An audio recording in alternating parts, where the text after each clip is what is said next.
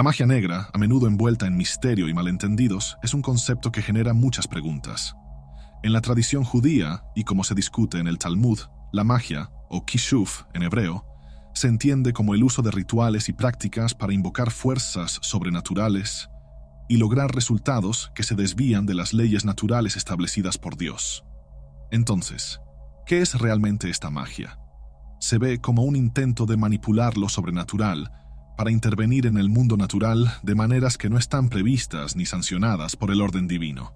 Cuando alguien recurre a la magia, busca eludir los procesos naturales creados por Dios, intentando alcanzar ciertos resultados a través de medios considerados fuera del curso normal de la creación. Pero surge la pregunta: ¿opera la magia negra independientemente de la voluntad de Dios? Según la visión judía, nada en el universo existe o funciona completamente aparte de Dios. Incluso las prácticas mágicas, en su esencia, no escapan al dominio divino. Sin embargo, el uso de la magia, especialmente para fines negativos o destructivos, es fuertemente desaconsejado y a menudo prohibido en las tradiciones judías, ya que representa una transgresión contra el orden establecido por Dios.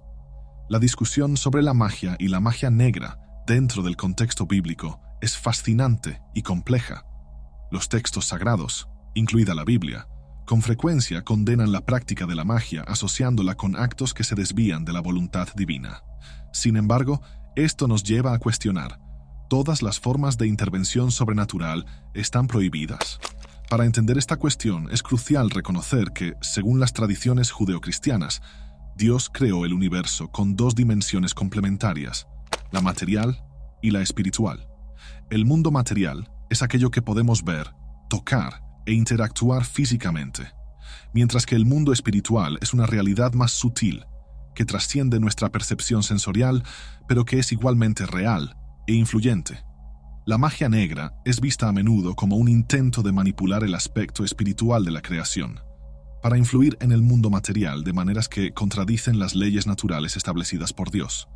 Esto se considera problemático porque implica interferir en el equilibrio entre lo material y lo espiritual de manera no autorizada, buscando controlar fuerzas más allá de la comprensión humana para fines personales o egoístas. Sin embargo, no todas las intervenciones sobrenaturales se ven de manera negativa. Los milagros, por ejemplo, son intervenciones sobrenaturales que se entienden como actos de Dios o realizadas con su permiso, a menudo para reafirmar la fe, proveer salvación o enseñar lecciones espirituales importantes.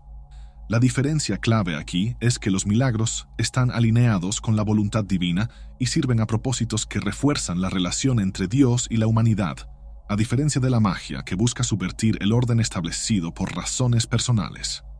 Entender el mundo desde la perspectiva de las dimensiones material y espiritual ofrece una visión completa sobre la complejidad de la creación y la naturaleza de la intervención sobrenatural. El lado material es aquel con el que estamos más familiarizados, gobernado por las leyes de la física y la naturaleza, observables y predecibles hasta cierto punto. El espiritual es más enigmático, no se somete a las mismas reglas y a menudo desafía nuestra comprensión racional. En el ser humano, esta dualidad se manifiesta en la unión del cuerpo y el alma, siendo esta última de una calidad trascendental. Lo espiritual se divide aún más entre fuerzas de pura luz y bondad, y aquellas que son oscuras o negativas. Las fuerzas positivas permiten conexiones profundas, como la comunicación con el Creador, la realización de actos de gran bondad, y hasta milagros que son manifestaciones directas de la voluntad divina, como se ejemplifica en la historia del profeta Eliseo reviviendo al hijillo de la tsunamita. Este acto milagroso demuestra la intervención directa de Dios a través de un ser humano, marcando una clara distinción entre el uso apropiado de los poderes espirituales y la manipulación indebida de estas fuerzas. Por otro lado, la existencia de fuerzas espirituales negativas, que pueden ser empleadas en la práctica de la magia negra, presenta un paradoja. ¿Por qué Dios permitiría tales fuerzas si no desea que sean utilizadas? Esta cuestión nos lleva a reflexionar sobre el libre albedrío y la naturaleza dualística de la creación. La existencia de opciones negativas sirve como una prueba de carácter, permitiendo a los seres humanos elegir el bien frente al mal, reforzando el valor de las decisiones morales y éticas. La existencia del bien y del mal, de la luz y las tinieblas, es un concepto fundamental que impregna muchas tradiciones espirituales y religiosas, incluyendo el judaísmo y el cristianismo. Este dualismo sirve a un propósito divino mayor, estando intrínsecamente ligado al concepto de libre albedrío.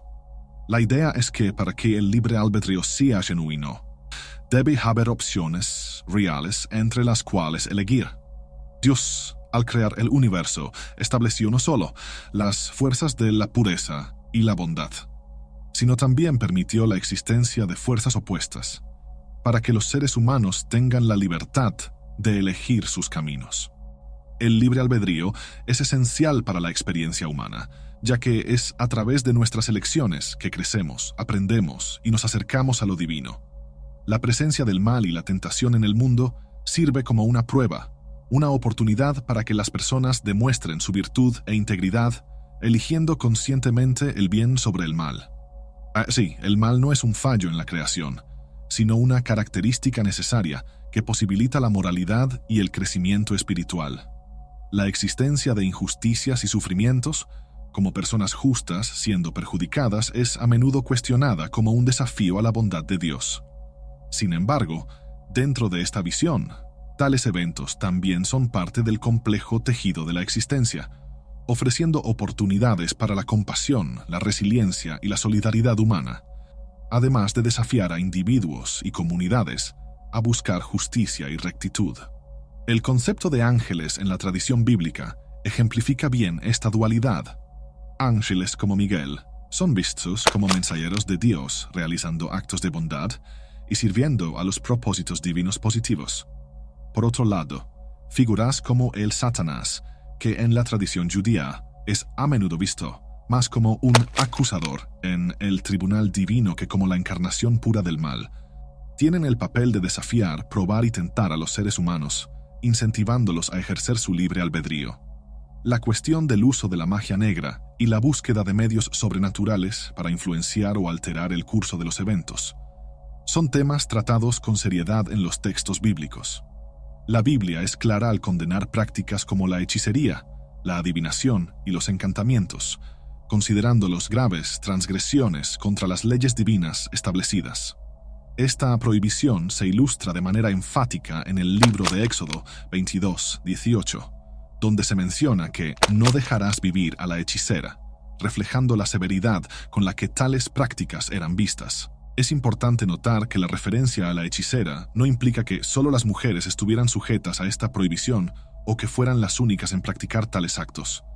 En la cultura bíblica, tal vez era más común o más documentado que las mujeres estuvieran involucradas en prácticas de hechicería.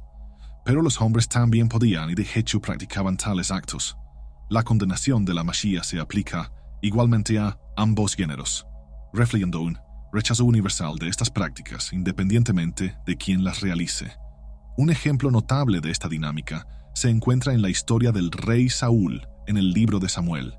Frente a la desesperación por la inminente batalla contra los filisteos y tras la muerte del profeta Samuel, Saúl busca a una bruja en Endor para invocar el espíritu de Samuel, buscando orientación para la batalla.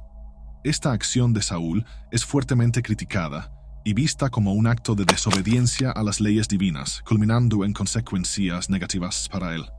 Este episodio ilustra no solo la prohibición bíblica contra tales prácticas, sino también las graves consecuencias asociadas con la búsqueda de orientación e intervención sobrenaturales fuera de los medios aprobados por Dios. La práctica de la magia negra y sus ejemplos bíblicos son fascinantes y revelan un conflicto entre las fuerzas divinas y los humanos que recurren a poderes más allá de lo natural. Uno de los episodios más emblemáticos que involucran magia en la Biblia ocurre en Egipto, conocido por sus prácticas mágicas profundamente arraigadas en la cultura y religión. Cuando Dios enviaba a Moisés y a Aarón ante el faraón para liberar al pueblo de Israel, Él instruye que realicen señales milagrosas como prueba de su presencia y poder. El primero de estos signos es la transformación del bastón de Aarón en una serpiente, un acto que teóricamente debería convencer al faraón de la autoridad divina detrás de Moisés y Aarón. Sin embargo, los magos del faraón replican el hecho, transformando sus propios bastones en serpientes mediante sus artes mágicas. El texto bíblico utiliza la expresión Belatehem, sugiriendo que los magos emplearon algún tipo de encantamiento o magia para realizar esta hazaña. Este enfrentamiento inicial entre Moisés y Aarón y los magos del faraón simboliza la lucha entre el poder divino y las fuerzas de la magia humana.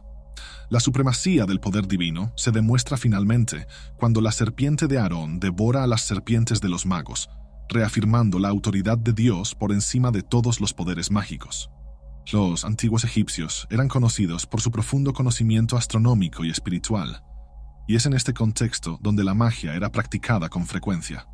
Creían que los astros y cuerpos celestes tenían influencias significativas sobre el mundo material y espiritual. Utilizando este conocimiento, combinado con rituales y encantamientos específicos, los magos egipcios buscaban manipular estas fuerzas para fines que trascendían las leyes naturales. A menudo para proteger al faraón, asegurar la fertilidad de la tierra o incluso para fines de guerra y poder. En el contexto de las plagas de Egipto, descritas en el libro de Éxodo, vemos la habilidad de los magos egipcios para replicar los primeros milagros realizados por Aarón y Moisés, como la transformación de agua en sangre y la invocación de ranas. Estas acciones sugieren que los magos utilizaban su conocimiento espiritual y astronómico de manera prohibida para alcanzar resultados sobrenaturales, entrando en conflicto directo con los signos divinos manifestados por Moisés y Aarón. Sin embargo, en la plaga de los piojos, los magos del faraón se encuentran incapaces de replicar el milagro. Esta incapacidad marca un punto de inflexión donde incluso los magos reconocen la supremacía del dedo de Dios, indicando que los milagros realizados por Moisés y Aarón no eran simples trucos de magia, sino manifestaciones del poder divino que superaba cualquier conocimiento o habilidad humana. Este reconocimiento por parte de los propios magos del faraón destaca la distinción entre la magia, que es limitada y sujeta a fallos, y los verdaderos milagros que solo pueden atribuirse a la intervención divina. Los egipcios poseían un conocimiento avanzado de astrología, entendiendo los movimientos y las influencias de los cuerpos celestes. Creían que estas fuerzas celestiales tenían un impacto directo en el mundo material y a través de prácticas mágicas buscaban alinearse o manipular estas influencias para sus propios fines.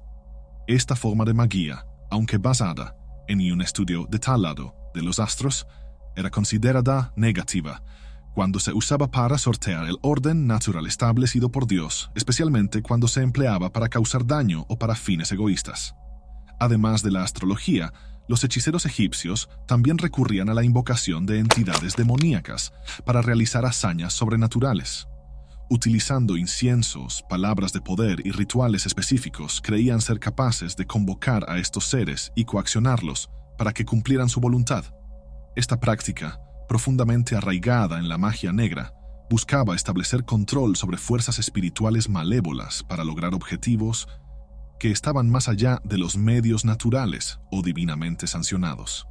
Las prácticas de hechicería en Egipto y en otras culturas antiguas podían llevar a actos sobrenaturales que confundían e impresionaban a las personas, haciendo que la distinción entre el poder divino y el poder de la magia fuera un desafío. La habilidad de los hechiceros para realizar actos aparentemente milagrosos podía hacer que algunas personas cuestionaran su fe y se sintieran tentadas a buscar atajos para alcanzar sus deseos, incluso si eso significaba recurrir a la idolatría o la magia prohibida. Los egipcios poseían un conocimiento avanzado de astrología, entendiendo los movimientos y las influencias de los cuerpos celestes. Creían que estas fuerzas celestiales tenían un impacto directo en el mundo material y a través de prácticas mágicas buscaban alinearse o manipular estas influencias para sus propios fines. Esta forma de magia, aunque basada en un estudio detallado de los astros, era considerada negativa cuando se usaba para sortear el orden natural establecido por Dios, especialmente cuando se empleaba para causar daño o para fines egoístas. Además de la astrología, los hechiceros egipcios también recurrían a la invocación de entidades demoníacas para realizar hazañas sobrenaturales. Utilizando inciensos, palabras de poder y rituales específicos, creían ser capaces de convocar a estos seres y coaccionarlos para que cumplieran su voluntad. Esta práctica, profundamente arraigada en la magia negra, buscaba establecer control sobre fuerzas espirituales malévolas para lograr objetivos que estaban más allá de los medios naturales o divinamente sancionados. Las prácticas de hechicería en Egipto y en otras culturas antiguas podían llevar a actos sobrenaturales que confundían e impresionaban a las personas, haciendo que la distinción entre el poder divino y el poder de la magia fuera un desafío. La habilidad de los hechiceros para realizar actos aparentemente milagrosos podía hacer que algunas personas cuestionaran su fe y se sintieran tentadas a buscar atajos para alcanzar sus deseos, incluso si eso significaba recurrir a la idolatría o la magia prohibida. Un ejemplo bíblico que ilustra la futilidad de estas prácticas frente al poder divino es el enfrentamiento entre el profeta Elías y los profetas de Baal en el Monte Carmelo. Los profetas de Baal, recurriendo a danzas, gritos y automutilación, técnicas típicas de invocación pagana, fallan en evocar cualquier respuesta de su deidad, mientras que el llamado de Elías a Dios resulta en una manifestación poderosa de fuego divino, destacando la supremacía del Dios de Israel sobre cualquier otra fuerza o entidad. Esta intervención divina sirvió para reorientar al pueblo de vuelta a la adoración del único Dios verdadero, mostrando claramente la distinción entre qué es el poder divino legítimo y las prácticas mágicas ilusorias. Sin embargo, la intervención divina no es constante.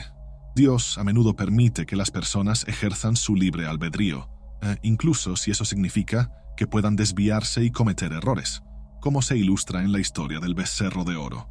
Tras la salida de Egipto, cuando Moisés estaba en el monte Sinaí, el pueblo, impaciente e incierto, recurrió a la creación de un ídolo para adorar, demostrando cómo la fe puede ser fácilmente sacudida en ausencia de liderazgo visible y milagros evidentes. El episodio del becerro de oro, como se narra en la Biblia, destaca la fragilidad humana ante la tentación y el peligro de la idolatría alimentada por la magia negra. Cuando el pueblo de Israel, ansioso por la ausencia de Moisés, pide a Aarón que cree un dios, recurren al oro, valioso materialmente pero espiritualmente vacío, para fabricar un ídolo. La afirmación de Aarón de que simplemente arrojó el oro al fuego y de allí emergió un becerro sugiere un acto que va más allá de lo natural, indicando la posible influencia de prácticas mágicas, especialmente considerando la presencia de los Erev Rav, que en hebreo significa multitud mixta. En la narrativa bíblica del Éxodo, Erev Rav se refiere al grupo diverso de personas no israelitas que salieron de Egipto, junto con los israelitas bajo el liderazgo de Moisés. Este grupo se menciona en Éxodo 12:38. También subió con ellos una multitud mixta, además de ovejas y ganado, una gran cantidad de ganado. Erev Rav es a menudo discutido en los comentarios rabínicos y en las interpretaciones de la tradición oral judía.